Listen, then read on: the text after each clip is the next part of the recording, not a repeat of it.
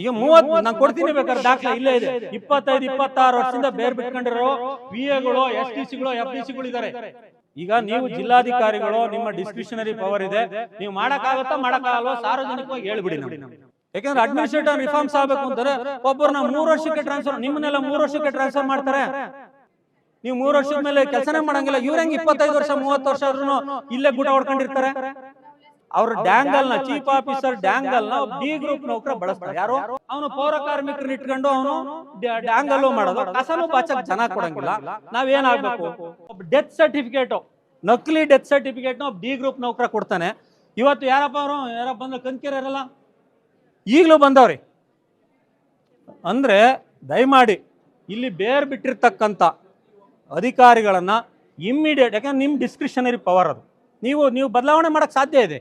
ಆಮೇಲೆ ಇಲ್ಲಿಂದ ಹಲವಾರು ಜನ ಡೆಪ್ಯುಟೇಷನ್ ಮೇಲೆ ಬೇರೆ ಬೇರೆ ಕಡೆ ಹೋಗಿದ್ದಾರೆ, ಕಳಿಸಿ ಅವ್ರನ್ನ, ಅಡ್ಮಿನಿಸ್ಟ್ರೇಷನ್ ಸುಧಾರಣೆ ಆಗಲಿ.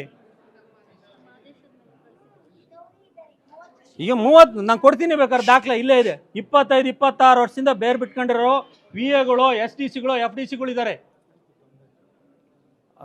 ಆಡಳಿತ ಸುಧಾರಣೆ ಆಗ್ಬೇಕು ಅಂದ್ರೆ ಹೆಂಗಾಗುತ್ತೆ ಮೇಡಮ್? ಈಗ ನೀವು ಜಿಲ್ಲಾಧಿಕಾರಿಗಳು, ನಿಮ್ಮ ಡಿಸ್ಕ್ರಿಷನರಿ ಪವರ್ ಇದೆ, ನೀವು ಮಾಡಕ್ಕಾಗತ್ತಾ ಮಾಡಕ್ಕಾಗಲ್ವಾ ಸಾರ್ವಜನಿಕವಾಗಿ ಹೇಳ್ಬಿಡಿ ನಮಗೆ. ಇಲ್ಲ ನಿಮಗೂ ಏನಾರ ಒತ್ತಡ ಇದೆಯಾ ಹೇಳಿ. ಯಾಕಂದ್ರೆ ಅಡ್ಮಿನಿಸ್ಟ್ರೇಟಿವ್ ರಿಫಾರ್ಮ್ಸ್ ಆಗಬೇಕು ಅಂತಾರೆ ಒಬ್ಬರನ್ನ 3 ವರ್ಷಕ್ಕೆ ಟ್ರಾನ್ಸ್ಫರ್, ನಿಮ್ಮನ್ನೆಲ್ಲ 3 ವರ್ಷಕ್ಕೆ ಟ್ರಾನ್ಸ್ಫರ್ ಮಾಡ್ತಾರೆ.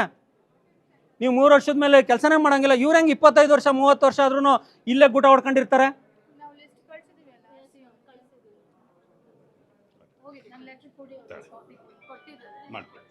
ಅದು ನನಗೆ ನಾಳೆ ತುರ್ತಾಗಿ ನೀವು ಅಡ್ಮಿನಿಸ್ಟ್ರೇಟಿವ್ ರಿಫಾರ್ಮ್ಸ್ ಮಾಡಕ್ಕೆ ಆಸಕ್ತಿ ಇದೆ ಅಂತಂದ್ರೆ ದಯಮಾಡಿ ವಾರ್ ಫುಟಲ್ಲಿ ಕೆಲಸ ಮಾಡಿ.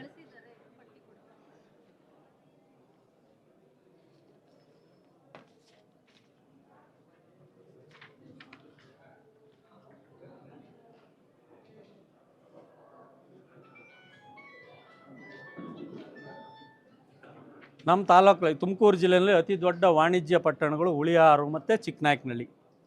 ಇದು ಭಾಳಷ್ಟು ನೋವು ಅನುಭವಿಸ್ತಾ ಇದ್ದೀವಿ ಟ್ಯಾಕ್ಸ್ ಪೇಯರ್ಸ್ ಎಲ್ಲ.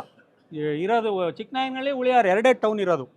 ಎರಡೂ ಟೌನ್ಗಳು ಇವತ್ತು ಕಸಾಡಳಿತ ಅಂತಲೇ ಹೆಸರೀಗ ಗಬ್ಬು ನಾರುತ್ತೆ. ಎಲ್ಲಿ ಹೋದರೂ ಅಲ್ಲಿ ಕಸ. ಏಕೆಂದರೆ ಆಲ್ಮೋಸ್ಟ್ ಅಲ್ಲಿ ಚಿಕ್ಕನಾಯಕನಹಳ್ಳಿ, ಹುಳಿಯಾರಲ್ಲಿ ಒಳ್ಳೊಳ್ಳೆ ಅಫಿಷಿಯಲ್ಸ್ ವಾಸ ಮಾಡ್ತಾರೆ, ವರ್ತಕರು ವಾಸ ಮಾಡ್ತಾರೆ, ಶಾಲೆ ಮಕ್ಕಳು ಎಲ್ಲ ವಾಸ ಮಾಡ್ತಾರೆ. ಆಮೇಲೆ ಅತಿ ಹೆಚ್ಚು ಟ್ಯಾಕ್ಸ್ ಕಟ್ತಾರೆ. ನ್ಯಾಷನಲ್ ಹೈವೇಸ್ ಬಂದಿದೆ. ಇವತ್ತು ಹುಳಿಯಾರಲ್ಲಿ 10,000 ರೂಪಾಯಿ ಅಡಿ ಇದೆ ಸ್ಕ್ವೇರ್ ಫುಟ್ ರೇಟು. ಇಂಥ ಊರು ನೀವು ನ್ಯಾಷನಲ್ ಹೈವೇಲಿ ಎಲ್ಲಾರ ಹೋಗಿ ಹುಳಿಯಾರು ಕಸ ತರೋದು ಚಿಕ್ಕನಾಯಕನಹಳ್ಳಿಗೆ ಹಾಕೋದು. ಅಂದರೆ ಇಲ್ಲಿ ಆಡಳಿತದ ವ್ಯವಸ್ಥೆ ಹೇಗಾಗಬೇಕು? ಇಲ್ಲಿರ್ತಕ್ಕಂಥವ್ರು 2 ಚೀಫ್ ಆಫೀಸರ್ ಇದ್ದಾರೆ, ಅವರು ಒಬ್ಬರು ಸಾರ್ವಜನಿಕರ ಫೋನನ್ನು ಎತ್ತಲ್ಲ. ಸದನದಲ್ಲೂ ಸಹ ಚರ್ಚೆ ಮಾಡಲಾಗಿದೆ ಈ ವಿಷಯನ.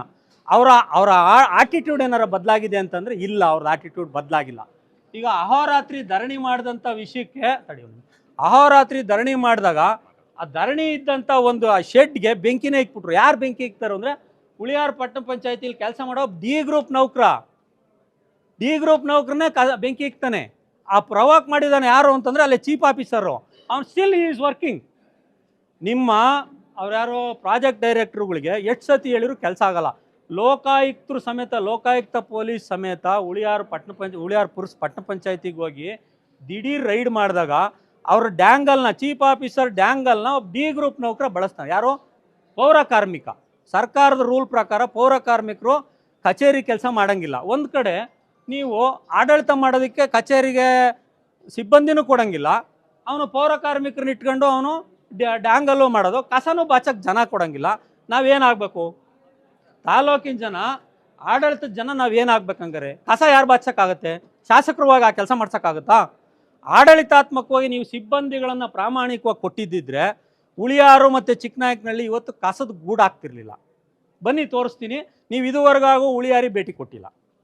ಇವತ್ತಿನ ತನಕ till today you have not visited.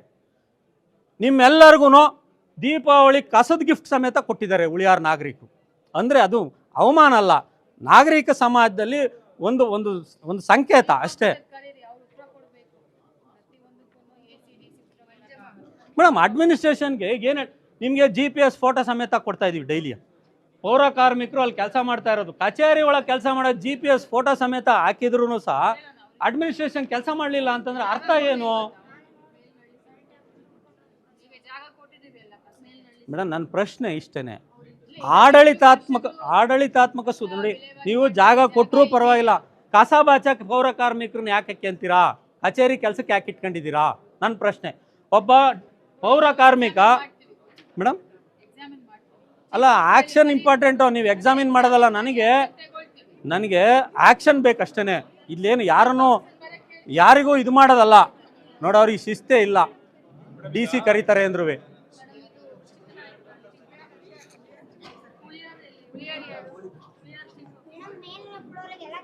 ನಿಮಿಷ ತಡಿಯವ್ವ.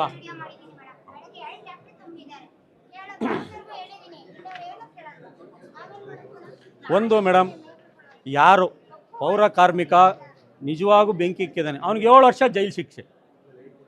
ಬೆಂಕಿ ಇಕ್ಕಿದ್ದಾನೆ, ಒಂದು ಹೋರಾಟಕ್ಕೆ ಬೆಂಕಿ ಇಕ್ಕಿರೋನಿಗೆ 7 ವರ್ಷ ಜೈಲು ಶಿಕ್ಷೆ. ಏನ್ರಿ ಅವರು PSI ಸರ್ಕಲ್ ಇನ್ಸ್ಪೆಕ್ಟರ್ ಅಲ್ರಿ? ಕರೀರಿ ಮೇಡಮ್. ಅವರು FIR ಮಾಡಿದ್ದಾರೆ. FIR ಮಾಡಿ ಸ್ಟೇಷನ್ ಬೇಲ್ ಮೇಲೆ ಬಿಟ್ಟು ಕಳಿಸಿದ್ದಾರೆ. ಹಿಂಗಾದರೆ ಅದು ಒಬ್ಬ ಪಟ್ಟಣ ಪಂಚಾಯತಿ CC ಕ್ಯಾಮ್ರಾನ ಡ್ಯಾಮೇಜ್ ಮಾಡಿದ್ದಾನೆ.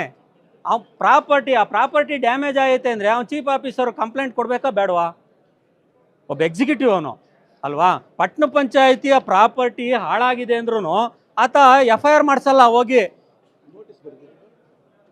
ಅವನು ಯಾವ ಸೀಮೆ ಎಕ್ಸಿಕ್ಯೂಟಿವ್ ಮೇಡಮ್? ಆ ಥರದವರು ಕೆಟ್ಟ ಹೆಸರು ನಿಮ್ಗಲ್ವಾ?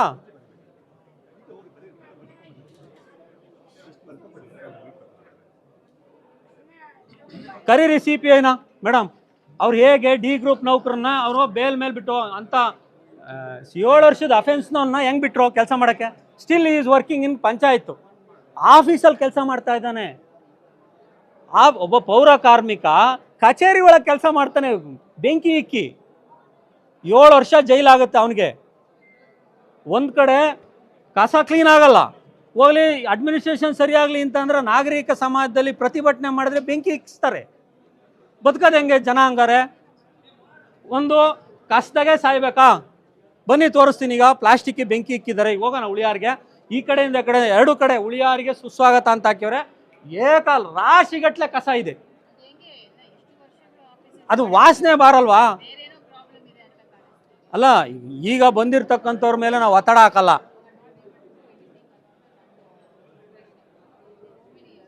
ಹೆಚ್ಚಿನ ವಿಡಿಯೋಗಳಿಗೆ ಪ್ರತಿಧ್ವನಿ ಯೂಟ್ಯೂಬ್ ಚಾನೆಲ್ ಸಬ್ಸ್ಕ್ರೈಬ್ ಮಾಡಿ, ಬೆಲ್ ಐಕಾನ್ ಕ್ಲಿಕ್ ಮಾಡಿ.